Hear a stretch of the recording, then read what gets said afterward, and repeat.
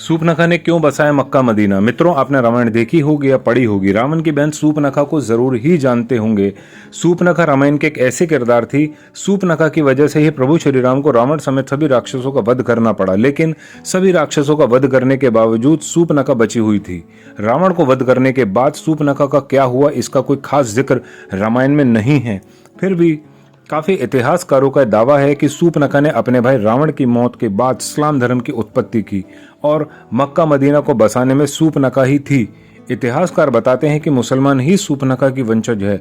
आपको आज के इस वीडियो में सूर्पनखा के कुछ ऐसे ही रहस्य से पर्दा उठाने वाले हैं जिन्हें जानने के बाद आप भी दांतों तले उंगली दबा लोगे। नमस्ते दोस्तों, आज के इस वीडियो में आपका स्वागत है। मित्रों, रामायण के अनुसार बताया जाता है कि रावण ने माता सीता का हरण किया था, तो माता सीता को आजाद कराने के बाद प्रभु श्री राम ने रावण समेत पूरे वंश का नाश कर दिया था। सभी राक्षसों में रावण का छोटा भाई विभीषण हमेशा धर्म के रास्ते पर चलता था। इसी तरह विभीषण ने धर्म का साथ देते हुए रावण का साथ नहीं, प्रभु श्री राम की सेना का साथ दिया। जब प्रभु श्री राम ने रावण का वध करके लंका का सारा राजपाट और जिम्मेदारी विभीषण को सौंप दी थी, सूर्पनखा का क्या हुआ, वह कहाँ गई, हमें रामायण के किसी भी पन्ने में नहीं मिलता। जब सूर्पनखा भगवान श्री राम से आकर्षित होकर विवाह का प्रस्ताव लेकर आती है, सूर्पनखा से विवाह करने के लिए साफ साफ मना कर देते हैं, क्योंकि राम जी पहले से ही माता सीता से विवाह कर चुके थे। भगवान श्री राम लक्ष्मण की तरफ इशारा करके कहते हैं कि अगर आप चाहें तो मेरे छोटे भाई लक्ष्मण से आप विवाह करने पूछ सकते हैं। तो सूर्पनखा जी ने लक्ष्मण जी के पास विवाह का प्रस्ताव लेके गई, तो लक्ष्मण जी ने मना कर दिया। सूर्पनखा माता सीता को भला बुरा कहने लगी और कहती, विवाह नहीं किया तो मार दूंगी। जैसे ही सूर्पनखा सीता माता को मारने के लिए आगे बढ़ती है, तो लक्ष्मण जी माता सीता का बचाव करने के लिए सूर्पनखा की नाक काट देते हैं।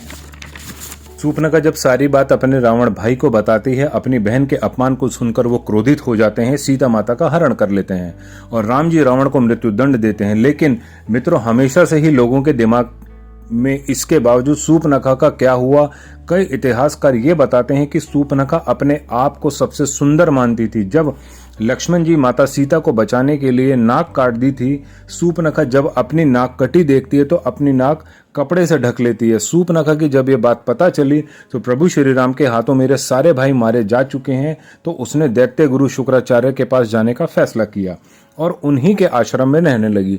शुक्राचार्य और सूर्पनखा दोनों ही राक्षस वंश को आगे बढ़ाना चाहते थे। इसके लिए शुक्राचार्य भगवान शिव की कठोर तपस्या करी।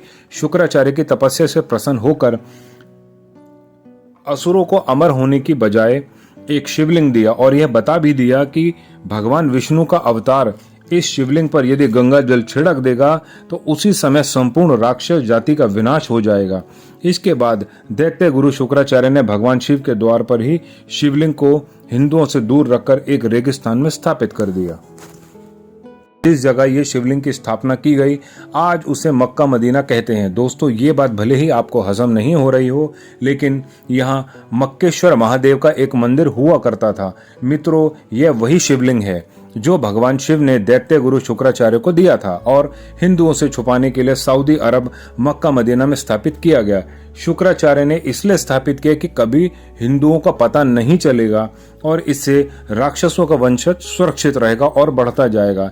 इस शिवलिंग की जिम्मेदारी सूर्पनखा को दी गई। सूर्पनखा हमेशा अपने चेहरे को ढककर रखती थी और सूर्पनखा ने वंश को आगे बढ़ाने के लिए कई बच्चों का जन्म किया, जिसके बाद सूर्पनखा के वही बच्चे इस परंपरा को आज भी निभा रहे हैं।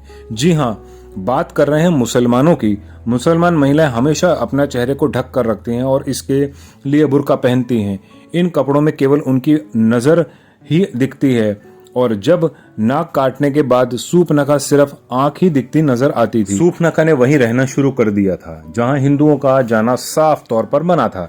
इसके अलावा यह भी बताया जाता है कि मक्का मदीना के आसपास भी हिंदुओं को रहने की इजाजत नहीं है। मक्का मदीना में रहकर सूर्पनखा ने अपने वंश को आगे बढ़ाया और नई नई परंपराओं का विस्तार किया। एक रिवाज बुर्का पहनने का, यह सूर्पनखा से ही चला आ रहा है। दोस्तों, ऐसा भी बताया जा रहा है कि द्वापर युग बीत जाने के बाद सूर्पनखा के वंशज आज भी इब्राहिम धर्म के अनुयायी हैं, इसलिए इस्लाम धर्म में शुक्रवार को विशेष महत्व दिया जाता है। इस बात का जिक्र धार्मिक ग्रंथों में किया जा चुका है। मित्रों, सारी बातें किनारे कर गौर करने वाली बात यह है कि हिंदुओं का मक्का मदीना जाना खास तौर पर मना है और कोई हिंदू चाहे तो भी मक्का मदीना के अंदर नहीं जा सकता। आखिरकार ऐसी कौन सी चीज है जो हिंदुओं को मक्का मदीना जाने से रोकती है? ऐसा कोई ठोस कारण तो जरूर होगा कि हिंदुओं मक्का मदीना नहीं जा सकते। अगर ध्यान दें तो सभी बातें एक ही तरफ इशारा करती है, शायद सूपनखा के वंशज होने के बाद भी हकीकत हो सकती है। और सारे मुसलमान इस बात से डरते हैं कि यदि कोई हिंदू वहां गया तो राक्षस जाति का अंत हो जाएगा। मित्रों, ये सारे सूपनखा के ही वंशज हैं, लेकिन ये शायद सच भी हो सकता है कि सबसे पहले सनातन धर्म ही आया था। यानी सभी लोग कहीं ना कहीं सनातन धर्म से ताल्लुक रखते हैं और हमारे ईश्वर भी सनातन धर्म से ताल्लुक रखते थे और आज भी रखते हैं। और इसके चलते अलग अलग धर्म की उत्पत्ति हुई और हिंदुओं के द्वारा आज भी ये सवाल किया जाता है कि उन्हें मक्का मदीना जाने क्यों नहीं दिया जाता। यदि आपको मेरी यह कहानी पसंद आई हो तो प्लीज़ मेरे चैनल को लाइक, सब्सक्राइब एंड शेयर कीजिएगा।